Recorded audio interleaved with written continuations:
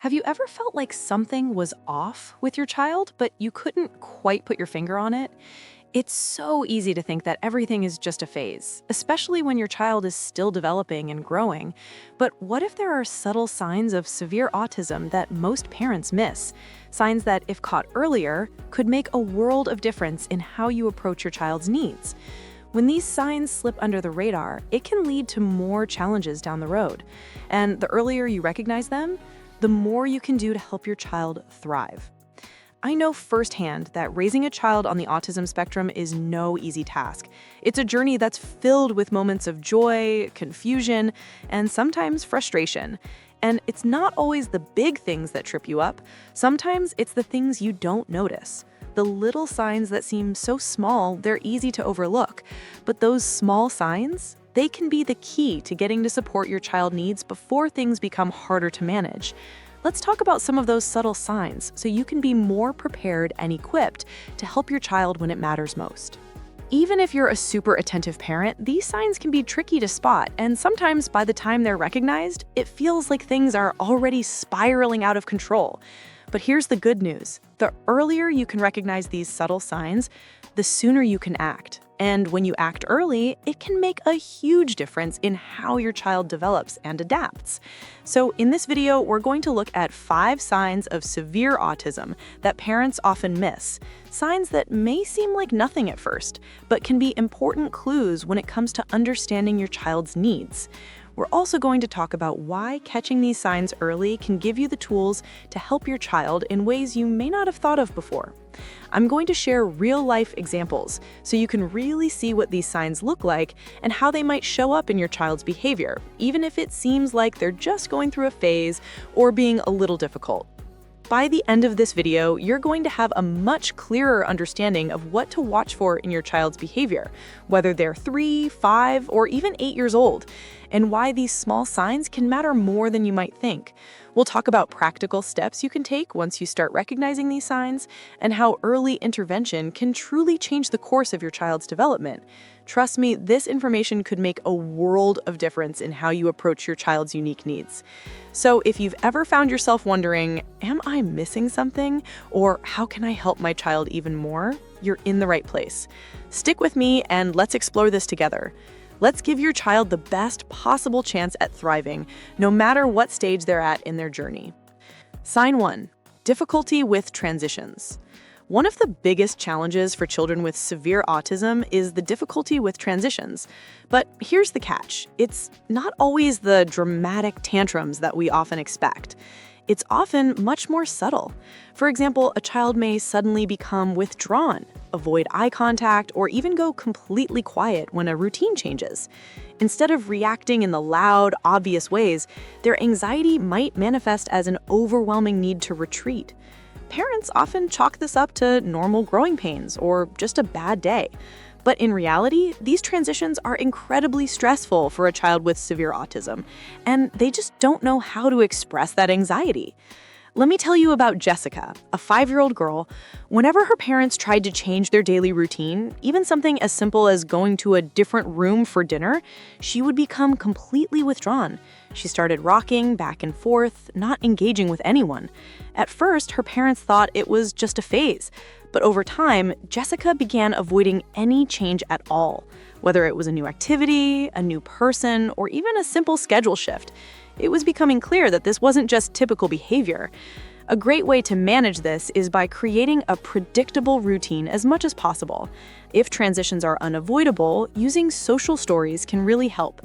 Social stories are simple narratives that explain in clear, straightforward language what's going to happen next, making the transition feel like less something they can prepare for, instead of something that just hits them out of nowhere. I know you're here because you care about your child's development, but if you don't subscribe, you're not committing to the support you deserve. It's a small step. Hit that button and let's make sure you're always a step ahead. Sign 2: lack of eye contact or social smiling. Now, let's talk about eye contact and social engagement. A lot of parents worry when their child doesn't look them in the eye or show typical social smiles. But here's the thing, children with autism may still be very verbal and interactive, but completely avoid eye contact even when the moments call for it. You might find your child talking to you, but never looking up or even giving a smile when you interact. It's easy to brush this off as a shy personality or assume your child just isn't in the mood to engage. After all, lots of kids have their own quirks, right? But with autism, this lack of eye contact and social smiling often has a deeper meaning. It's a signal that your child is struggling to connect emotionally in the same way other children do. It's not necessarily that they don't want to engage, but that they find it hard. Take John. He was 3 years old and had a lot to say. But when his parents spoke to him, he would talk all about his favorite toys, the TV shows he loved, but never look them in the eyes. His parents assumed he was just introverted or naturally quiet. It wasn't until his language progressed that they noticed the pattern. John's language wasn't quite like other kids. He wasn't using his language to connect or express emotions. He was just repeating what he had heard. To encourage eye contact, try using toys or games that naturally prompt this. For example, using a puppet or a toy car that you both engage with can encourage your child to look at you and follow your movements. Be patient and use gentle prompts. Don't push too hard, as it might overwhelm them. Over time, this will help build a connection. Sign 3, limited or abnormal play patterns. This next sign can be a bit tricky. We all know kids love to play, right? But with children who have severe autism, play can look quite different. Instead of engaging in imaginative or pretend play, like pretending a doll is a person or making up stories, some children get fixated on specific repetitive play.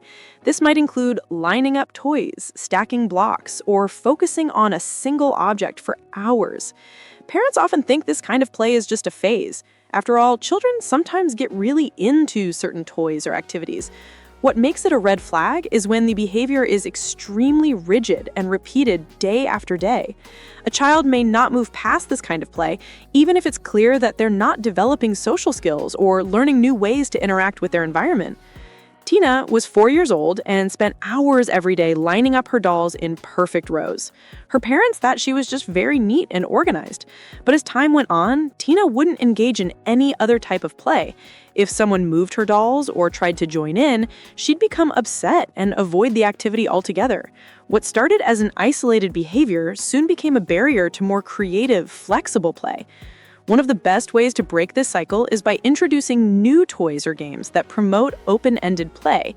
For instance, try playing with toys that have multiple uses or can be combined in different ways. This will encourage your child to experiment and build new skills. You could also try playing alongside them, showing them how to use toys in creative ways to spark their imagination. Sign 4, unusual sensory reactions. Sensory sensitivities are often one of the earliest signs of autism, but they can be so subtle that many parents don't catch them. A child with severe autism might have a heightened or diminished sensitivity to sensory input. For example, they might react with extreme distress to certain sounds, like a vacuum cleaner or a ringing phone. Or they may be completely unfazed by things like loud music or the sensation of tags on their clothes. At first, these behaviors might seem like typical temper tantrums, or you might just think your child is being picky or finicky. But in reality, these reactions are much more intense and can be a sign of sensory processing difficulties that are common in children with autism. Let me tell you about Sammy, a 6-year-old boy. Sammy would scream uncontrollably when he heard the vacuum cleaner, covering his ears and running to hide.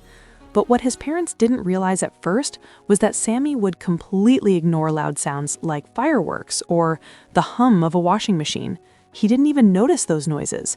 It took time for his parents to connect the dots and realize that Sammy's extreme sensitivity to certain sounds was a key sign of his sensory issues. To help manage sensory sensitivities, try incorporating sensory-friendly tools into your child's routine. For instance, noise-canceling headphones can help block out overwhelming sounds. You could also experiment with weighted blankets or soft fabrics to help them feel more comfortable and grounded. If you're watching this and still haven't subscribed, think about this. How many more valuable insights are you missing out on? Every time you wait, you could be missing the very advice that could change your child's future. Don't let that happen. Sign 5, delayed or absent language development. Delayed speech or unusual language patterns are some of the most obvious signs of autism, but they can also be some of the easiest to overlook. Some children with severe autism may not speak at all, or they may develop speech in ways that don't follow typical milestones.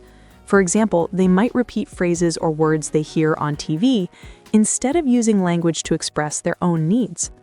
Many parents assume that their child is just a late talker, especially if the child is otherwise verbal and seems to understand everything going on around them.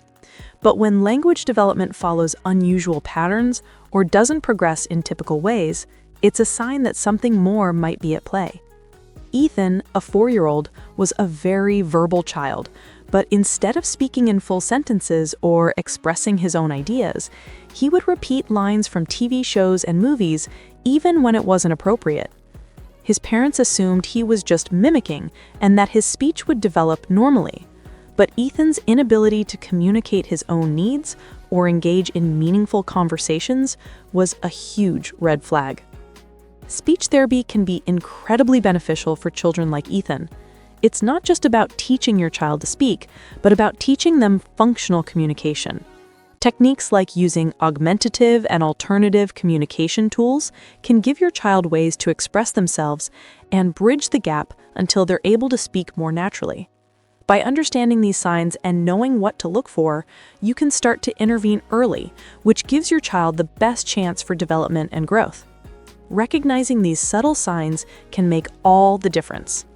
Now, let's keep moving forward and figure out how to support your child in the best way possible. You don't have to struggle through this journey without the right support.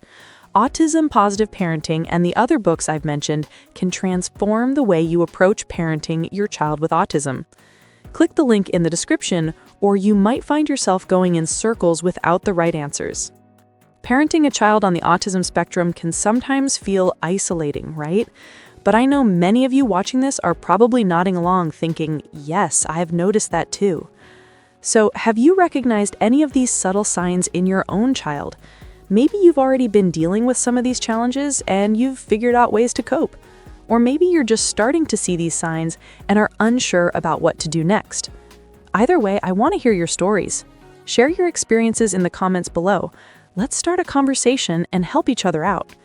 If you've tried certain strategies that worked for you, or if you're still figuring things out, you're not alone, and hearing from other parents can be such a valuable resource.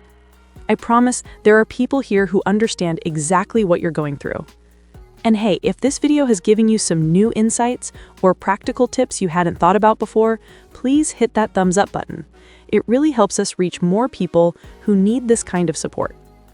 Also, if you're finding this content helpful, don't forget to subscribe to the channel. I've got more tips coming your way that can help make this journey just a little bit easier for you and your child.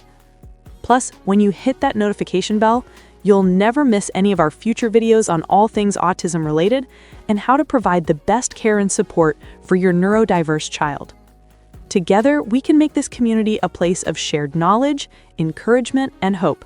So let's keep the conversation going. All right, let's take a moment to recap everything we've talked about today. The key takeaway here is recognizing those subtle signs of severe autism as early as possible. Whether it's difficulty with transitions, a lack of eye contact, limited or repetitive play patterns, unusual sensory reactions, or delayed language development, these are all signs that can often fly under the radar if you're not paying attention.